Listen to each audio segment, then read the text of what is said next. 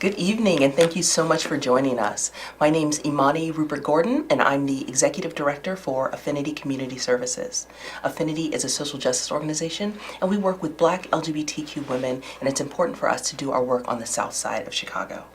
I'm really excited about our show today, but before we get started, I want to introduce some folks here. Arifa is in the studio right now, and Arifa is an amazing volunteer. So excited that we're getting to work with you again.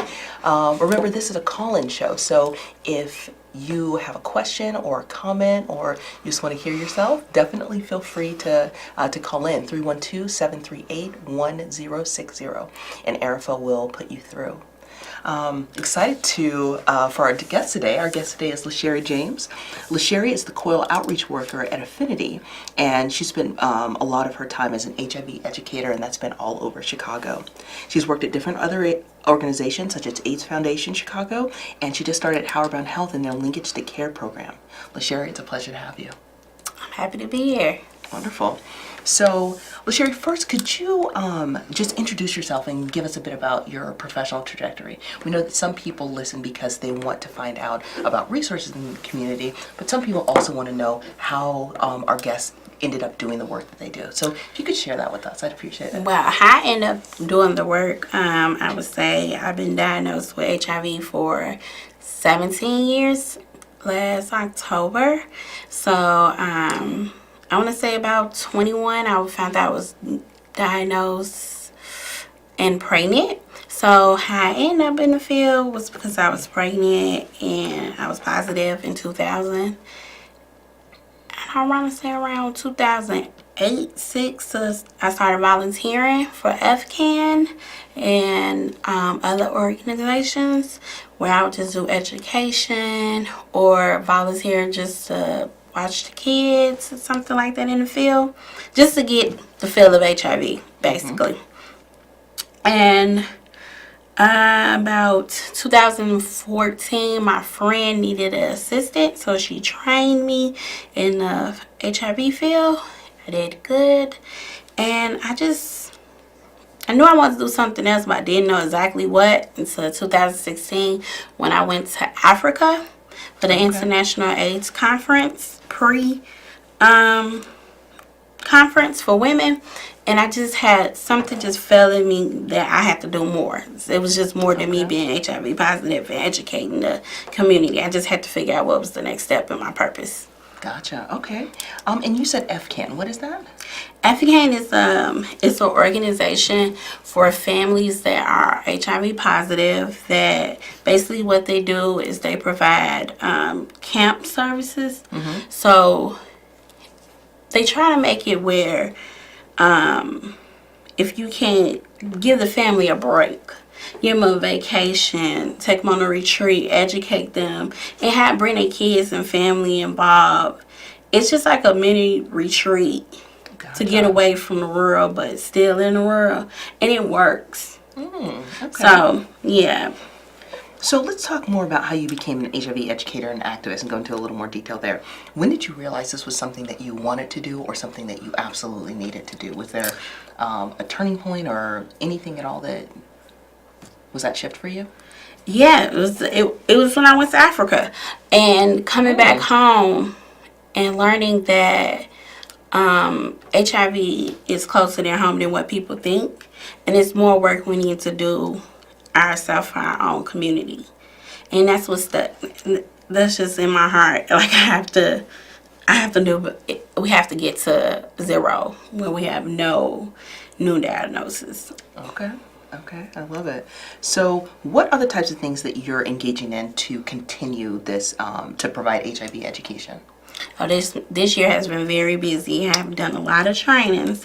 I was telling Imani about my favorite training I went on was in July, and it's called Building Leaders of Color that's living with HIV. It's with MMAC, and basically it teaches you how to come to the table, bring your voice to the table, and be heard in your community, as well as to educate. And also be an activist. Also, as well, they teach you how the system, the government work with run right. And also let you know where the funding coming from. It just gave me a whole overview of what's going on. Uh-huh. And the training was a week long, and I loved it. And it was very empowering. Then I realized that now I have these tools, now I have to apply them. Then I went to the United States Conference for AIDS in Washington, D.C. Yes. That is a big conference, and it was a packed week, and I learned a lot. And I learned about U equal U, getting a zero, a cure. It's a light at the end of the tunnel. So we just got to do the work. So that's what I've been doing. And also I worked at the AIDS Foundation at the beginning of the year, and now at Howard Brown. So as long as I keep my hand in the field, I'm cool.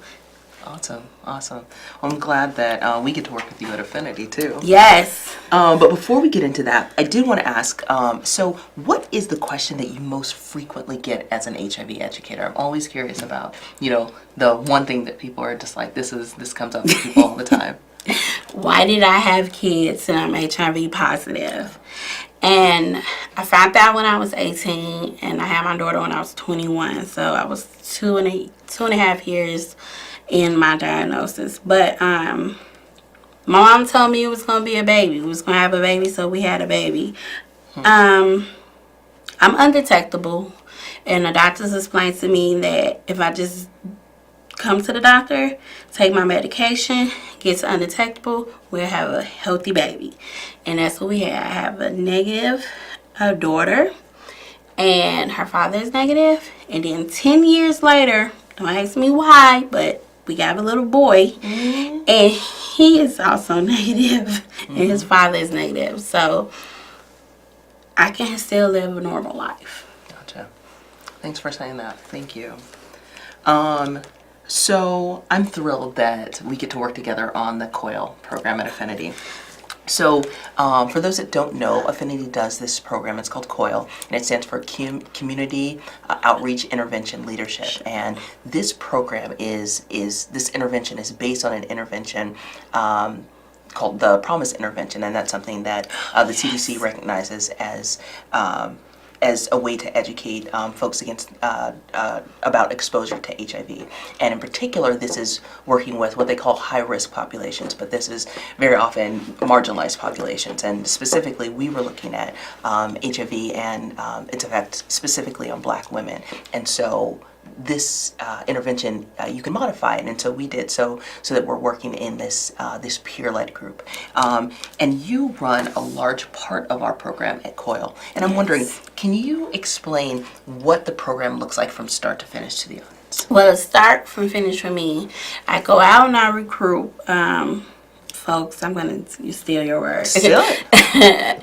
I recruit a certain amount of folks that I believe would be some excellent leaders to go out and talk in their community to their peers about HIV and education. And I do a 2-day training. It's not intense, but it is to get them comfortable, and then they go out and they talk to their peers or whoever they feel comfortable talking to. And they come back and we talk about it. And it's powerful because not only that they think they educating people, we getting educated. We learning that they didn't know something. Yes. And sometimes we like, oh, well, our peers don't listen to us, but they actually do. So I give them the confidence to talk to their peers, and then this last training we did excellent. So I'm excited about that. Yeah, I was really thrilled about what we did as well. We've done this over the last 3 years. This will be our 4th iteration that we start in January. But last year we saw that 74% of participants learned at least one way to reduce the exposure to HIV. And then 93% of participants learned about pepper prep for the first time as a result of participating in our Coil program. And these results were shocking to me. Why do you think Coil has been so successful in educating our community about HIV? Just straight to the point. They speaking to their peers. How many of you would talk to each other? We may get it, and we may be able to understand about HIV. You may learn something from me, I may not. But let's say someone come along, I don't know that person, and they just listen, but it's going in out one ear. Right. But if I educate a group of people and they feel comfortable to talk to their peer leaders, or they feel comfortable to talk to whoever at that moment at that time, something just clicked. A light bulb go on. I don't know. So that's what I noticed at work. Yeah. Because this is our 4th year doing it, so it gotta work. Yeah. That's Exactly. People have to see themselves represented, and when someone is talking to you and you feel like you have a shared experience, then they're more likely to hear you. We had talked about PEP and PrEP just a little bit longer, but a little bit ago, but we didn't actually talk about what that is. Could you share, just give us an overview about what PEP or PrEP is? PEP and PrEP is. I'm sorry. Yes, okay. PEP is basically if you was exposed to HIV within 3 days, straight to the point, you need to go to the emergency room and let them know you're exposed to HIV, and they'll give you an HIV regimen. That's just like Plan B, birth control. If you, just in case you had an accident and you don't want a baby, you go to Walgreens and ask for Plan B. Same thing with PEP. PrEP is the same thing with birth control you take on a daily basis. So to prevent getting pregnant, you take PrEP, you prevent getting HIV. And that is amazing. That is amazing because that's not something that we hear about all the time. No, we do not. The CDC recently made an official statement that, and you talked about this earlier, that if someone's living with HIV and they have an undetectable status, that they can't pass the virus on. What does that mean for HIV, and what does undetectable mean? Undetectable basically mean that because you're taking your HIV regimen, that your HIV is controlled. And that it's just like it's undetectable. Doctor cannot find it in your body. And so if you undetectable, you cannot transmit it. That's what U equal U it is. Which has worked for me. My daughter is 14 and she's negative. So it's just now that the CDC just said, okay, we're going to use it now. Right. So, many people have been saying that for a long time, but happy that the CDC made that official statement. Which is cool because now people that are HIV positive, they can live near normal life. Because I'm HIV positive and I'm undetectable, people won't look at me like, ugh, because we got stigma all day long. Right. And this does a great deal about stigma, so I'm glad that we're talking about this. Because between, PEP, PrEP, and then these medications that you can take so that your status is undetectable, we know that HIV looks different now than it did even just a few years ago. Yes. But this isn't common knowledge. One of the things that our peer leaders came back and talked about was that when they found out about PEP and PrEP, that they realized that their doctors weren't telling them about this. And they were shocked to hear that their doctors were talking to them about birth control, more specifically about having their tubes tied and making it so that they couldn't have kids, but weren't saying anything about PEP and PrEP. Yes. Why do you think that is?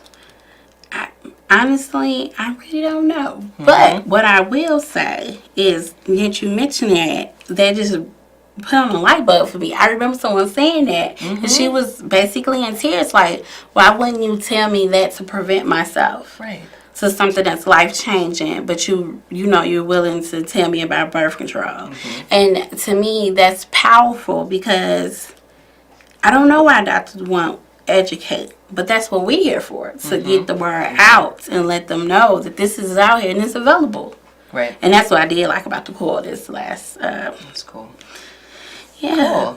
Cool. We know there's a long history, especially with Black women and women of color, and interactions with doctors and having access to education and honesty between that relationship. One of the things that we don't hear often, I don't think often enough, is the idea of harm reduction and what that looks like.